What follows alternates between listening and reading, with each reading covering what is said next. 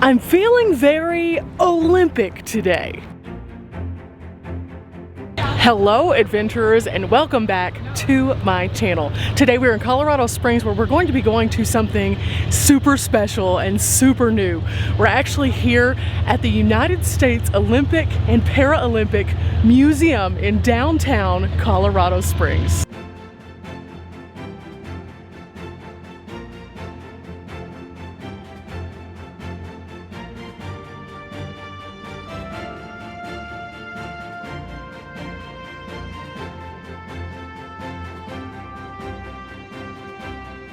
So what happens is whenever you first come in, they give you this little pass and it has a QR code. Whenever you come up to a display, it automatically recognizes you and pops up your information on the screen, which is so cool. And from there, it helps you to customize your experience. So for example, I can go with this stylus that they also gave me, and this shows the Hall of Fame. And then I can actually scroll through these and find a Hall of Famer that I'm interested in. For example, Muhammad Ali. Let's go here. We click him, and then look at this, guys. Isn't this neat? Then, not only does it tell us his Olympic experience over here, but we can also click on a video, and it shows us his actual experience at the Olympics. And this is super cool because beyond just this one screen, you actually have some other screens that will pop up and tell you more facts. And so you can go in here and learn about the athlete themselves and see some of the most memorable moments. Like, I remember this right here, like really, really well. That's whenever he had the torch. And then this one right here, I remember I had a video whenever I was a child, and she was on the video, and I remember just being so inspired by her story because it was such an interesting story, and I would watch it over and over and over again. And then up here we've seen Brian Boitano before, and in more recent years we've seen him, of course, as an announcer, but this man right here was actually a three-time Olympian, and he won a gold medal, and this is him whenever he would have been competing. Here is Flojo, and I remember watching playbacks of this even in recent years. She was so fast.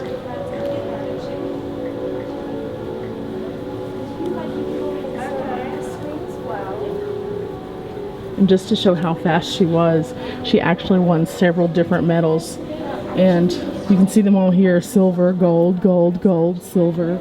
But in reality, the list goes on and on and on of all the amazing, amazing athletes. But I think one of my favorite all-time athletes was always Mary Lou Retton. And here you can see her beam routine. Isn't that amazing? Now, the other cool thing about this is if you find an athlete that you're very interested in, all of this information that is provided through all the multiple screens, like these, you can actually go over here and bookmark. And then whenever you bookmark them, it sends you a copy of all of this to the email that you registered on file, which is so neat. Now, before we move on to our next exhibit, I just wanted to share with you a little story. I talked about the video, the VHS that I kind of wore down.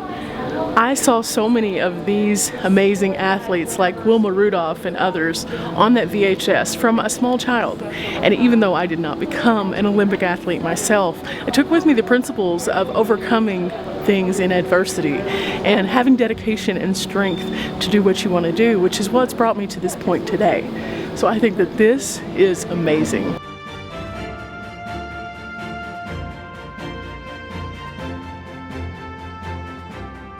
Stepping off the elevator, immediately you dive into the amazing, immersive experience of the Olympics. It's impressive, to say the least, and this is a place that if you have ever watched a single Olympic Games will hold a very special place to you. Just seeing some of the athletes and hearing their stories, even as we first step off, is incredible.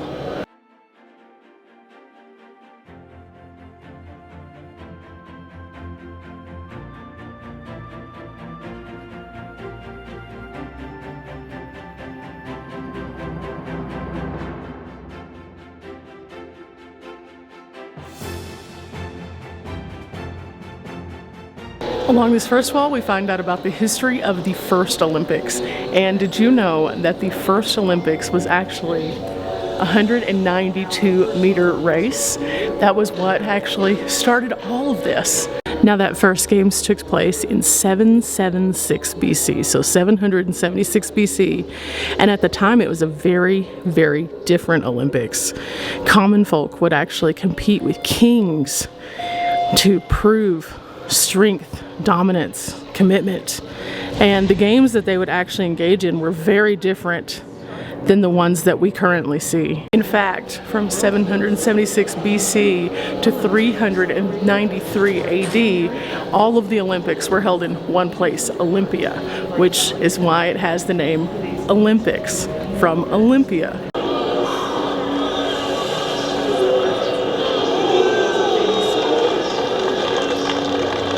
Now, following this long run in Olympia, it was actually banned completely, and it was thought to be a pagan ritual. So they stopped the Olympics dead in their tracks. But as we all know, the Olympics would not die. They would actually be reborn. And through this rebirth, the more modern Olympics that we know today was conceived. This is Baron Pierre de Coubertin, and he was the actual founder of the more modern Olympics. It was said that he made a quote, "The most important thing in the Olympic Games is not to win, but to take part. Just as the most important thing in life is not the triumph, but the struggle." In this case, you actually find pieces from the first modern Olympics, and that was held in 1896. They have tickets, they have books, they even have a Harvard sweater. Now, in the first Olympics, they did not have the rings that we currently know today either.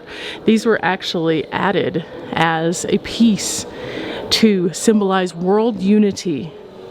And the 5 interconnecting continents were represented through the different rings. So here you can actually see a little bit more about that with the letter from the modern Olympics founder.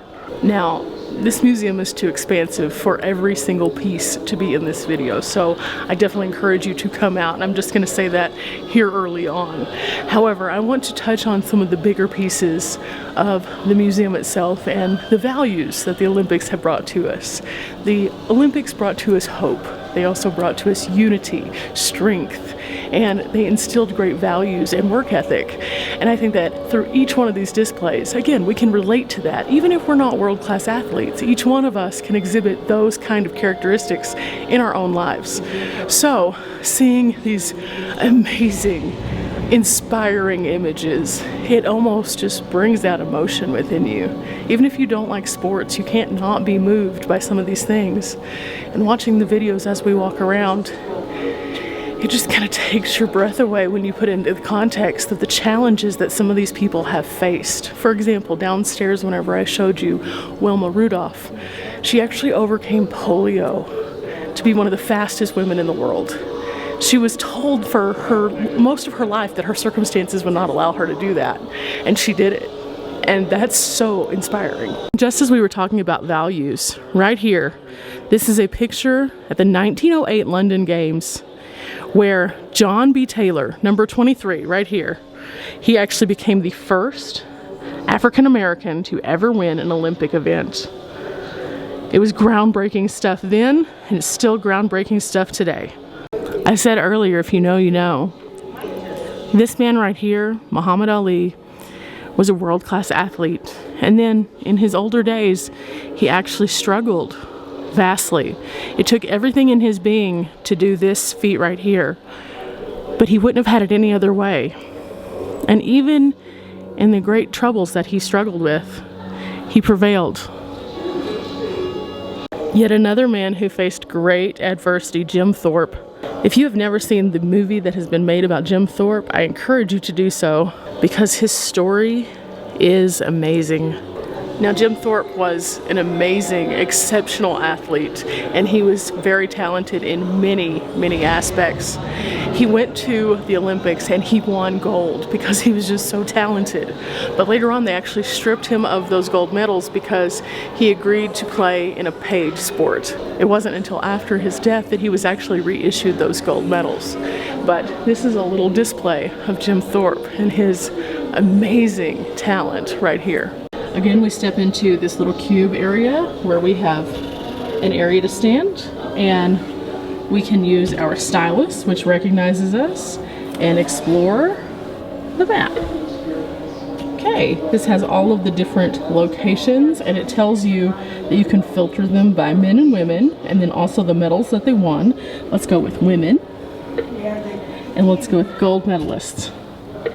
Okay, so this has all the little dots of where the women actually are from. So now let's go to my home state of Texas, and let's go to my little area up here. So after we selected Texas, this popped up, and it actually expands out throughout all of these areas over here. It's super cool. Now, if you've ever heard the phrase, "it takes a village," that applies to the Olympics as well. And this display right here is actually called "It Takes a Village." It talks about how families and trainers and coaches and staff all are just part of the big picture when it comes to these amazing, amazing athletes making it to the big show, so to speak, of the Olympics. And the pictures here are so moving, but if you've ever watched the Olympics, you know that the only thing better than hearing the national anthem being played and the flag being raised is actually being able to connect with the family after and seeing these kind of images. Okay, now I'm going to watch this, but I can't film the entirety of it, so definitely come and watch this. Now, the video right here is definitely a must-see. It talks about the different values of being an Olympian, and I thought that it was really amazing because all of these stories that are showing are being narrated by the actual people who were in those moments, the Olympians and the Paralympians, and just so profound. Okay, here we have some of the torches, and as we step up to this, we can interact with them as well using our stylus. So let's go to this one. I thought this was a very interesting looking torch right here. Actually shows a clip from the torch relay where that torch was used. This is really cool. I always love seeing the Winter Olympics when they ski into things. That's amazing. So cool. Oh, and now he's skating, even more cool.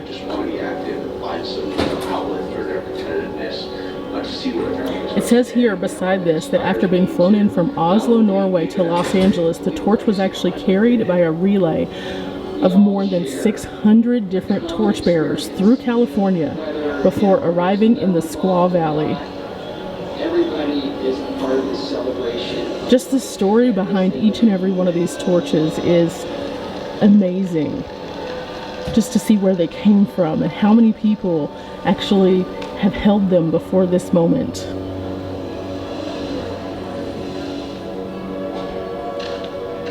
There it is. And then sticking with this one, this was actually the route that it took in order to get to Squaw Valley right there. So it came from Norway into Los Angeles and then made its way through many, many hands to this particular area. There it is, the 1960 Olympic torch that we just watched being delivered to Squaw Valley. And along this wall, you can find stories on each and every one of these torches. And those clips, the photos, the routes, it's amazing to see. Just so much detail, just for something as small as what we would think of as the torch. But the torch is really the essence of the fire of the Olympics. So it kind of makes sense that they would have this massive dedication to that. Wow, we haven't even made it past the first floor, and I am already so impressed. Now, we talk a lot about the Olympics, which have been going since the Greeks. However, it wasn't until a doctor who actually fled Nazi Germany in 1948 was treating patients in London who were permanently disabled that the Paralympics first were thought to be something that could happen. It wasn't until the 1960s, however, that this actually became a reality and the Paralympics were born. Now, the Paralympians deserve a lot more coverage than they actually get, in my personal opinion. What they do is amazing, and they do it all while being told most of the time that they can't do it. And I think that in spite of being told that they can't, that's whenever they prevail the most, and I think that's amazing. This man right here, Dr. Ludwig Gutmann, he once said, if I ever did one good thing in my medical career, it was to introduce a sport into the rehabilitation of the disabled people. And this was him. He was the man with the vision who made this possible. Many of the first athletes were actually servicemen and women, and I think that that's wonderful because it gave purpose to those who thought that their lives had ended because they'd had a horrific accident. But now we know that there are so many amazing Paralympic athletes from all sorts of walks of lives and background, from across all sorts of nations, and that is amazing.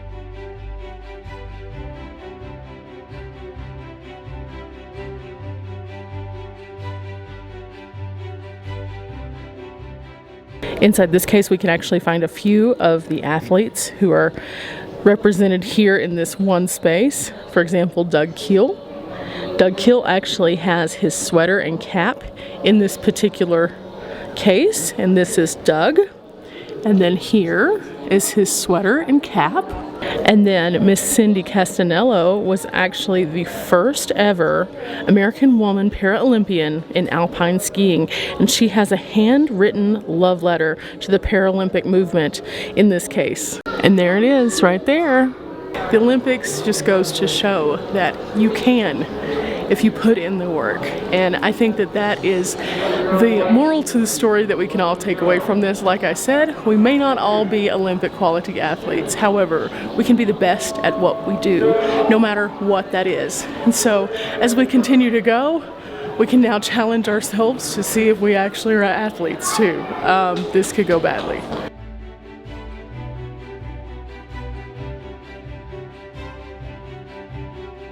Now, earlier we learned about the first African American to actually get a gold medal, but this spans far deeper than just that. The Olympics are about the spirit of inclusion, and included in some of these different displays, we'll find different examples of inclusion. For example, right here, the story of Title IX. And if you're not familiar with Title IX is something that impacts every single one of us who have ever watched a sport.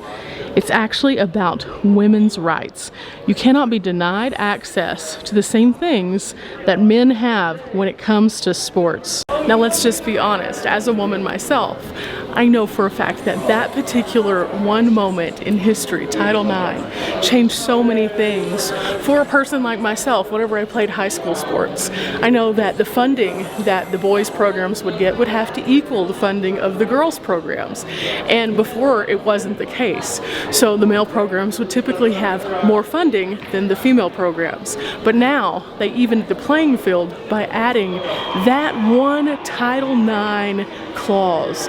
That's all it took for women to have the same representation as men. And I think that that's awesome. At the end of the day, it shouldn't matter if you're a guy or a girl when it comes to what kind of resources are available to you, not just with sports, with anything. So I think that Title IX, as much as a lot of people don't love it, I think it's great because it does make the playing field more even. Did you know that there was an Olympic oath? We promise to take part in these Olympic, Paralympic Games, respecting and abiding by the rules, and in the spirit of fair play. We all commit ourselves to sport without doping and cheating. We do this for the glory of our sport, for the honor of our teams, and in respect of the fundamental principles of Olympianism.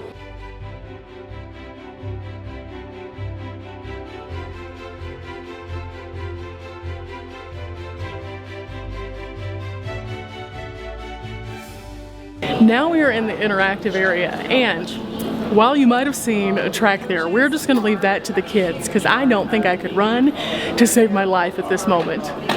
But as we go into some of these other places, we're going to be able to see it a little bit more closely and maybe interact a little bit. Should we give our go at archery? Maybe, maybe.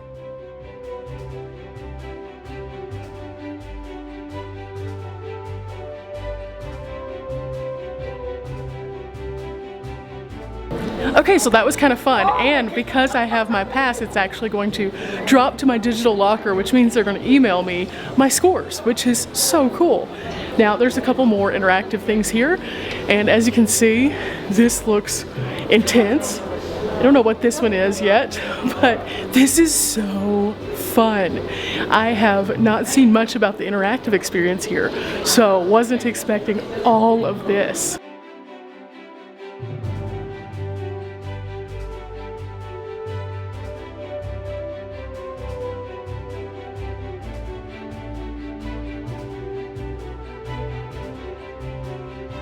Well, that was interesting. So, I did okay. I wouldn't call myself an alpine skier by any means, but I did okay.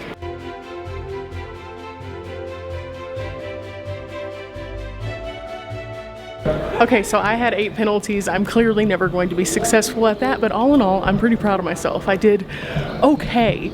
Now, something I'm noticing on all of these different interactive areas, as well as all of the videos, is they actually have sign language also, which would you expect anything otherwise? I mean, it's the Olympics and Paralympics. They're very inclusive, and I love that. That means that literally anyone can come here and have an amazing experience and get to interact with each and every part of the museum, which is so awesome. Now, this next section is actually about the preparation it takes to get to the Olympics, and we are highlighting a few of the different Olympians right here.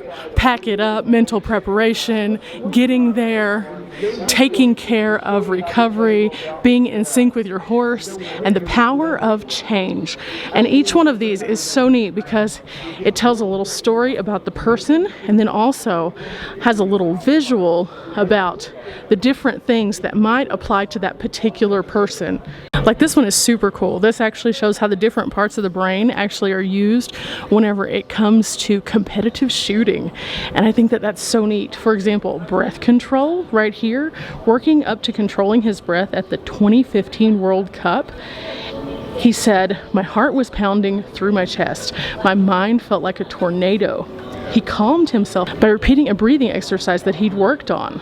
I think that that's so cool because you don't often think of top athletes as being able to tap into those different portions of their brain just to calm themselves down. But they truly do use all of these different things. What about packing up? Well, Ted Ligety says that he is an alpine skier, and these are some of the things that he makes sure are in his pack. His helmet, his back protector, his race goggles, and he always brings a pillow from home. I mean, sometimes it's just about having that little creature comfort from home, so I get it. This next room that we're going into, very, very cool. I see some very, very famous athletes on this wall. This section is called A Sport for Everybody, and it has the great feet are the foundation for a great athletic career. And you might recognize some of these faces, but do you recognize their feet? Now, Lori Hernandez is 5'1", but I can say this, Lori Hernandez and I have about the same size foot. Of course, that is in contrast to LeBron James, which I clearly am nowhere near the size of his foot.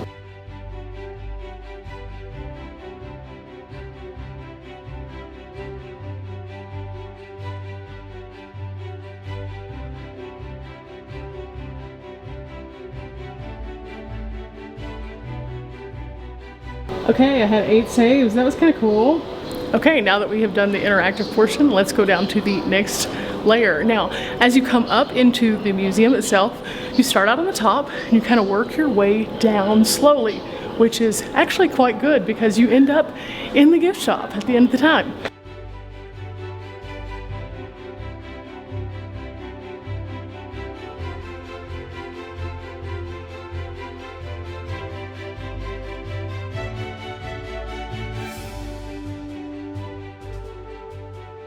This section is called the lab, and it talks about how science and technology have impacted the games over time. And I just kind of walked through, and wow, there are so many cool things that you and I probably wouldn't think about on a daily basis, but now that I'm here, I'm just inspired by them so much. Now, while originally up in the top it was said that you shouldn't compete just to win, who honestly wants to go to the Olympics and not give it their all?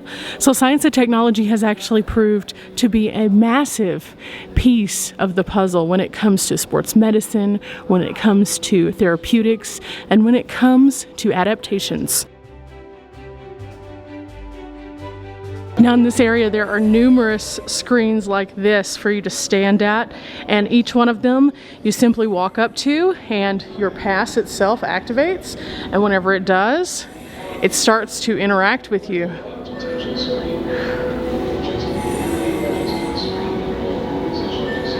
don't have to touch the screen. Just move your hand close to the screen and hold your position to select.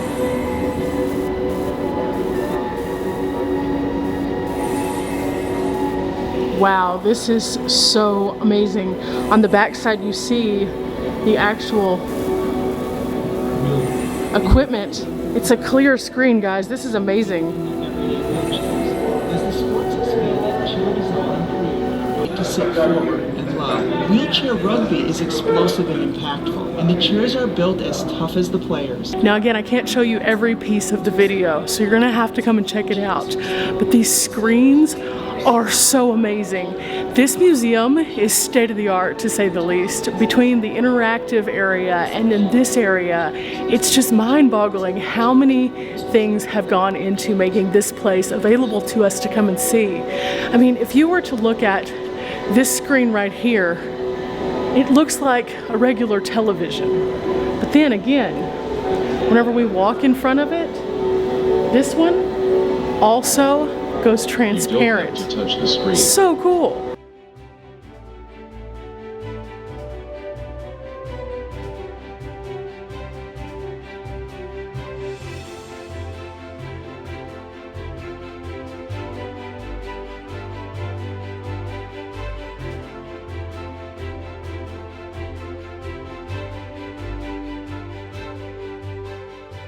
Now in just over 1 minute down this hall there is a special program, and I will not be able to share this with you, but I am almost positive that the impact that this program has will leave me speechless. I have been blown away by so many of the aspects of the museum today, and almost to the point where it brings you to tears, because it's just such a triumph over tragedy kind of situation in so many cases.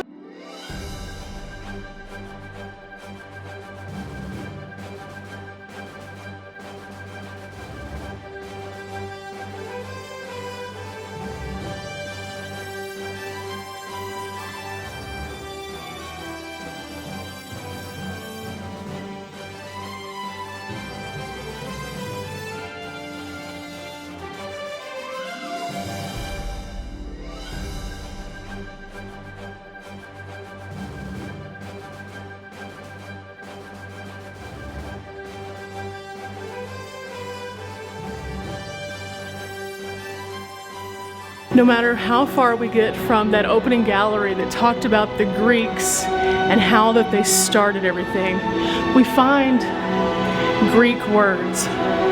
For example, Sidious, faster, Altius, higher, Fortius, stronger. And much like the Greeks, some of the events actually have stayed the same. For example, the discus and boxing. Those were actually some of the original events. So that's kind of neat. This next gallery is really, really neat, guys. Let me take you around.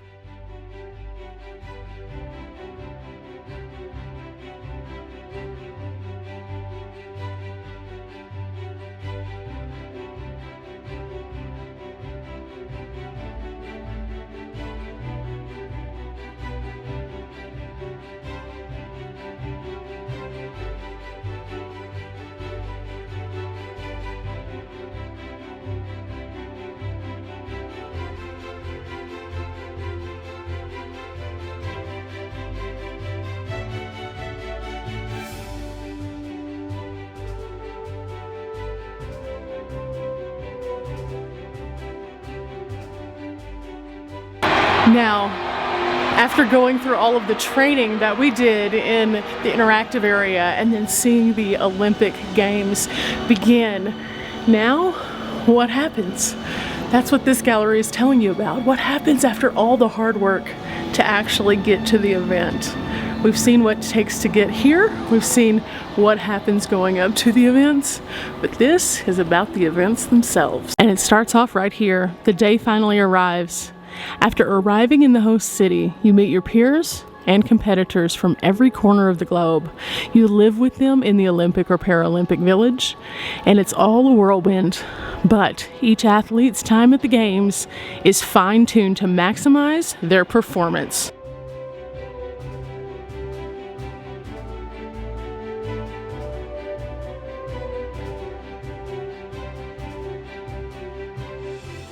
This is one of the autographed parade shoes from 2016. It was a Ralph Lauren design. Ralph Lauren has been designing for the U.S. Olympic team for quite some time. We saw that again this year. But this was actually from the men's golf team. This is John Register's actual prosthetic leg that he took with him to the Olympics. He was an all-American hurdler, but he actually had a training accident which resulted in an amputation. He didn't give up though. 6 years later, he ended up winning silver in the long jump of the Sydney Paralympics. And then right next to it is his running spike. It says here, "I did not overcome the loss of my limb. What I overcame were the limits I placed on myself and that others placed on me." This is Serena Williams' signed tennis ball and shoe. This was actually from when she and her sister went on to win second in the doubles. We're all pretty familiar probably with Team USA and basketball. I know that I am at least, but this actually is the men's Team USA 2012 jersey and actually has a signature from the late Kobe Bryant on it.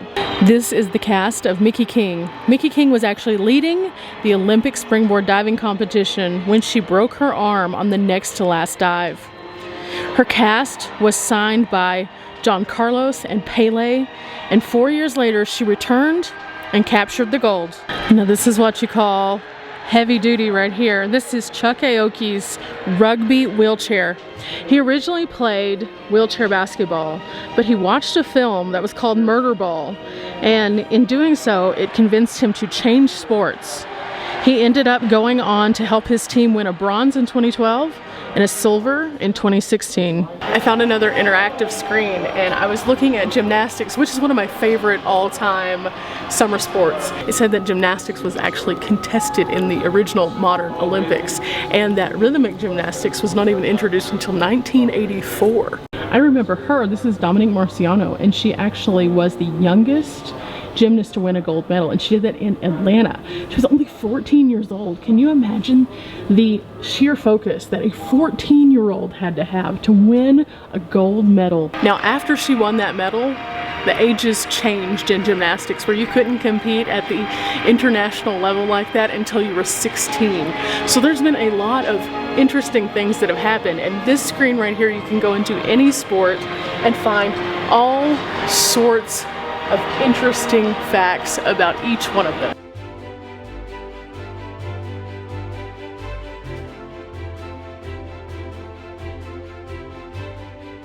And now we move from the summer games to the winter games. And my personal favorite winter sport is curling.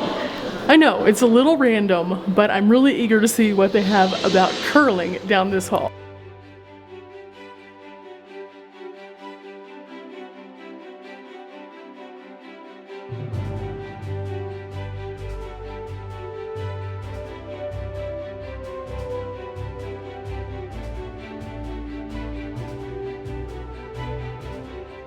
It knows me. Okay, let's go and look at curling.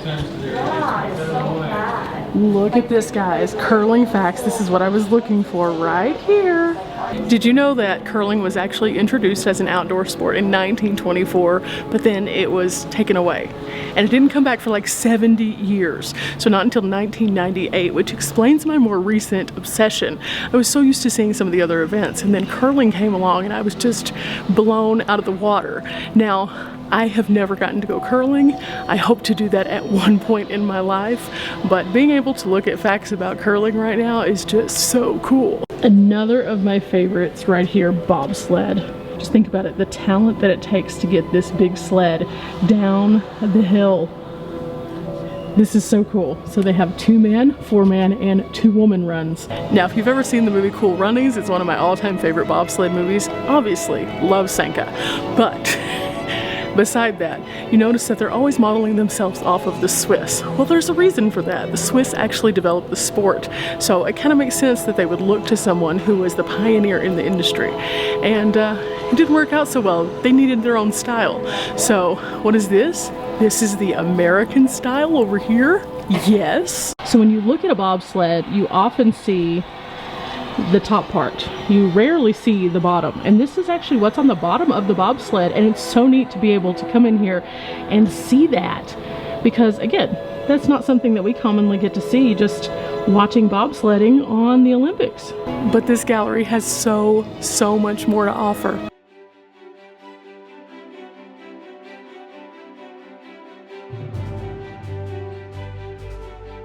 Sometimes the truth is better than fiction, and the 1980 U.S. hockey team was that truth. They actually made a movie called Miracle on Ice to model the name that was given to this hockey team by Sports Illustrated. This team overcame the USSR in the Lake Placid Games and later went on to clinch the gold medal. They were what stories are truly made of. Speaking of joy and celebration, this is Carol Heiss when she skated to the Olympic silver and gold in 1960.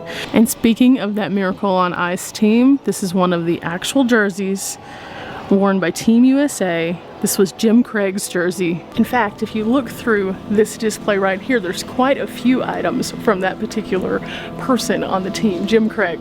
And in the background, you can actually see a really amazing photo. Again, I can't show you everything because there's just way too much, but just know, this is so cool. This is just the neatest thing to come and see these individual displays of each sport and the people who have contributed their items to this to make it a reality for us. So often we see people on the screen and they're at a distance and it's really cool to watch, but getting here and seeing it in real life like this, unmatched. This skate is actually signed by Kristi Yamaguchi, but not only that, it's also signed by Tinley Albright. Now, why is it signed by both? Well, in 1956, Tinley Albright became the first American woman to ever win a singles gold. The U.S. then went on to win 6 of the next 12. And then Kristi Yamaguchi was one of those, and she did that in 1992. Look at this awesome display. It's an actual slope. They have projections, all of the different skis and sleds, snowboards. Would you believe that John Arthur Langley, one of the very first U.S. hockey players, actually wore these hockey skates back in 1924? Now, once again, the ongoing theme here is overcoming and being strong and being resilient. This wall right here actually embodies that fully. The quote at the top says it all. We're all only able-bodied temporarily. Sooner or later, everybody's body breaks down. That puts me ahead of the game because I already know how to live with part of me being out of order. That was said by Candace Cable. And she was a member of the para track and field, para alpine skiing, para Nordic skiing, and an overall para Olympian from 1980, 1988, 1992, 1994, 96, 98, 2002, and 2006. This notorious photo of Dan Jansen actually has kind of a tragic story behind it. It says that he was the favorite to win the 500 and the 1,000 in speed skating. And hours before his first final, he learned that his sister Jane lost her battle with leukemia. Now, understandably so, it threw him off, and he didn't end up winning a medal in that particular Olympics. In fact, he came back to another Olympics and still faltered, but the third time was the charm, and he came back, and in 1994 he went on to achieve that victory. And this photo is actually him skating his victory lap with his daughter. So that's an amazing story. A picture can tell 1,000 words, but if you don't know the context, you miss out on those stories. So I think places like this that tell you the story behind it just are so meaningful. It paints the picture not only of the amazing games that all of these athletes have participated in, but the people themselves, and how that they're just normal, everyday people like us at the end of the day. This is something I didn't know at all. In 1961, the entire U.S. figure skating team perished in a plane crash. And down the hall we go. As we move into this gallery, it is As the World Watches. Did you know that in 1936, only about 160,000 people watched the Olympics? Now over 3 billion people watched the Olympic Games. It's amazing to see how the coverage has changed throughout the years. And this gallery is just a glance. We're interacting again. We get to actually ask the athletes questions. Hold down the button and talk into the mic. See? Or type into the keyboard. Let's see if we can get some questions answered. What inspires you? Inspired by people that are winning. I'm inspired by champions before me, by current champions, past champions, people that have done it in such a great way, both in the Paralympic sports and able-bodied sports. Very cool. It's neat that you can actually ask a question and have a response from the athlete right there in a variety of different subjects. So that's kind of cool. But this next wall is also interactive, and I am really curious.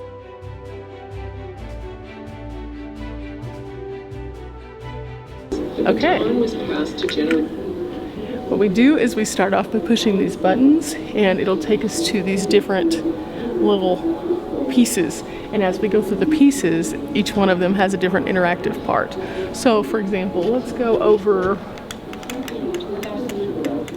I think that we're gonna go to the year 2000. There we go, we're at summer, the Sydney Olympics.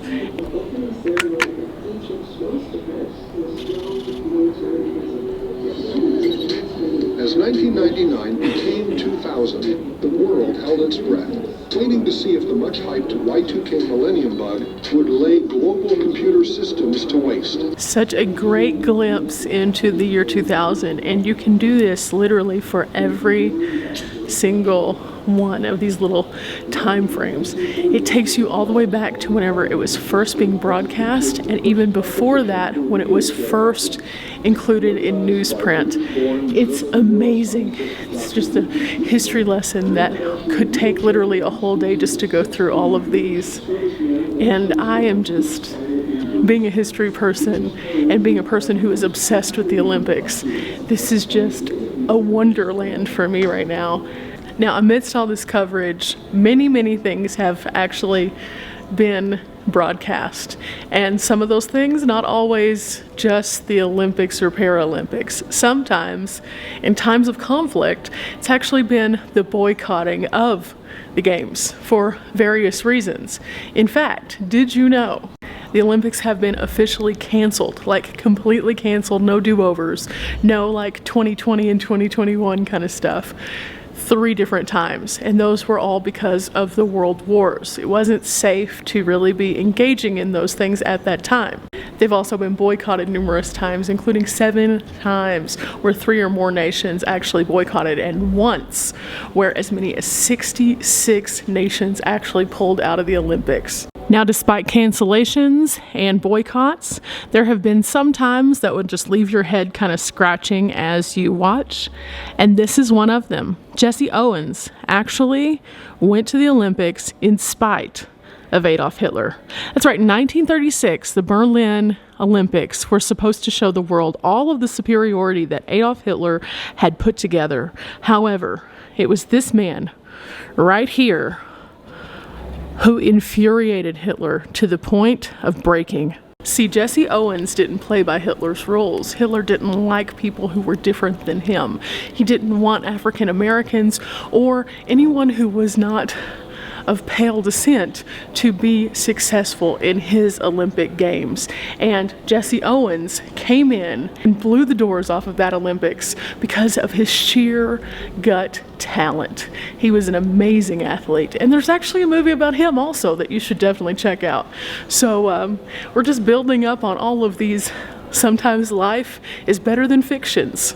This is an interactive exhibit which asks us to pick this up and listen.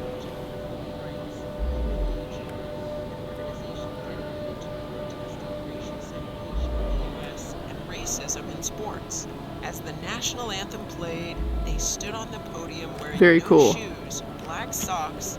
And of course that display goes right along with this screen right here and moves forward as we go along into the 1960s. Human rights takes the podium.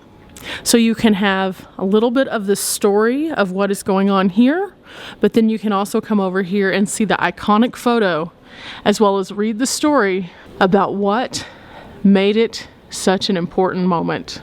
Now this button right here, this button triggered a lot of people because they didn't feel as though this was something that belonged at the Olympics. They didn't understand the true impact of what taking a stand like this actually meant, not only for the two men with their fists raised, but also for the Australian who is standing there with them.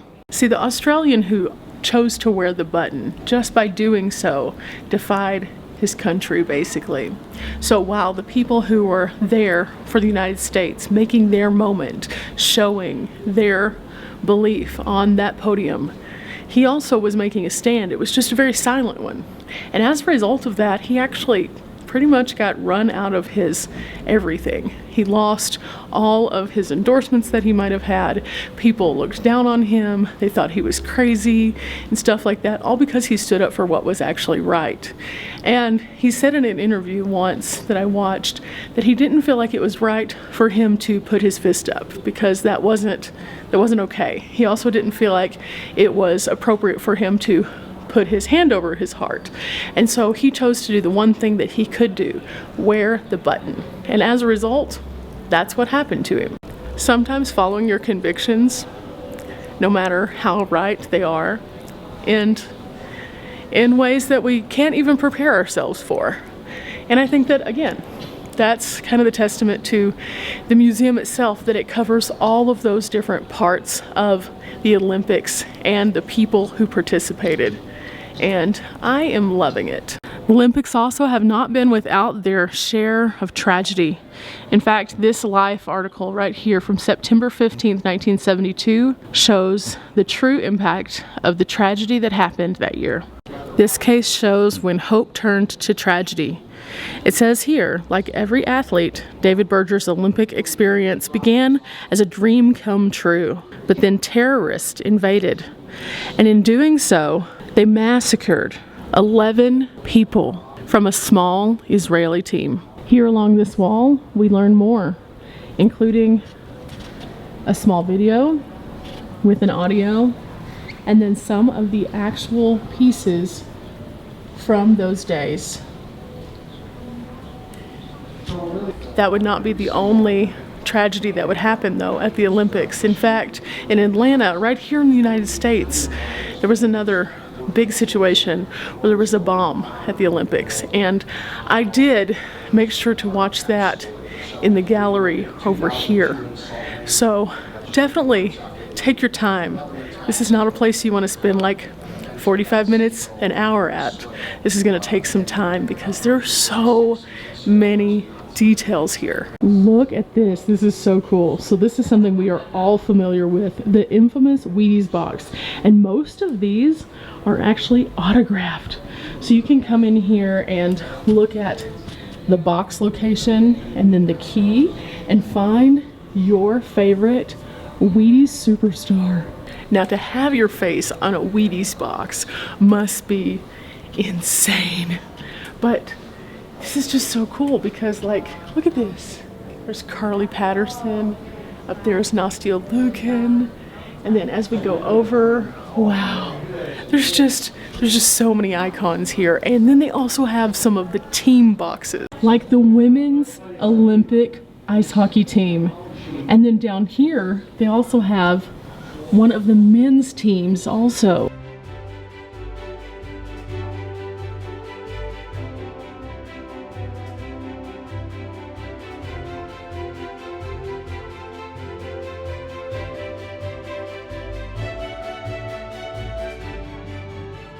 Now, the more that we move through these galleries, the more excited I become. It's something that just raises up this fire within you whenever you see so many amazing things. But this next gallery was a little unexpected, to say the least. Now, when you think of the Olympics, you rarely think of the artists that capture those moments. And between 1950 and 2012, Leroy Neiman, this man right here, actually was responsible for capturing the spirit of the Olympics. So we have several different rows and galleries here that I am very interested in exploring, because these look very much like whenever we first entered in the artwork. This painting right here actually speaks to me a little bit. It's called The Entry of the Israeli Team in Munich from 1972. This one is Greg Louganis. Look at that. Now, this gallery is super interesting because the collection is massive. It's several different spaces. And yet, this is going to be something that rotates. So when you come here, you may see Leroy Neiman. You may see something else that has to do with sports and art. And that is just really neat to know that the museum already has intended to evolve. Kind of like what we saw with the torches. They left places for those torches. In addition, they have things on posts so that they can move them about and add to the collections. I think that is amazing. And here is the official easel of Mr. Neiman right here. This is where he painted so many of his important works. This is Mary Lou Retton on the balance beam. Carlos Reyes versus Mark Breland at the LA Olympics. And just a closer look at this one. It's just so amazing to see the colors that he's chosen and how he's represented all the different countries coming in behind this, what looks like Greek god carrying the Olympic flag. And then this little series right here is potentially my favorite. I love color, so seeing these just makes me smile, especially this one right here. I think this one is so amazing. Now, as we move into this next gallery, prepare for your mind to be blown. Have you ever had the opportunity to actually hold a medal? I have. They're very heavy. They're amazing. And if you look at all of the fine, minute details, it's really cool. But whenever the Olympics first started out, did you know that they didn't do gold, silver, and bronze the way that we traditionally do them now? No. In fact, the first Olympics was very different. In fact, if you read this, in 1896, the first modern Olympics received actually olive branches and silver medals. There was no gold at the time. And then the runners-up received either copper or bronze. In fact, it wasn't until 1904 that they actually introduced the gold, silver, and bronze. And when they did that, the rest is history. Now let's go look at some medals. Here at the museum, they actually have some medals that date back to the 1896 time. So that's kind of cool. And so when you look at them, they are very, very different than the ones that we'll see a little bit further down the line. And then the timeline progresses. And as it does, you'll see changes in shapes and appearance with ribbons and sizes. And the list goes on and on.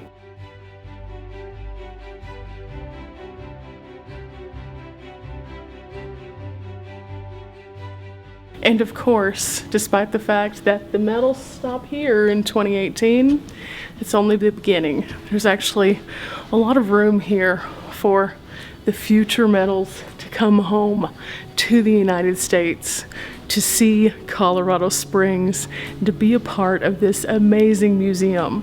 And again, building for the evolution of the future.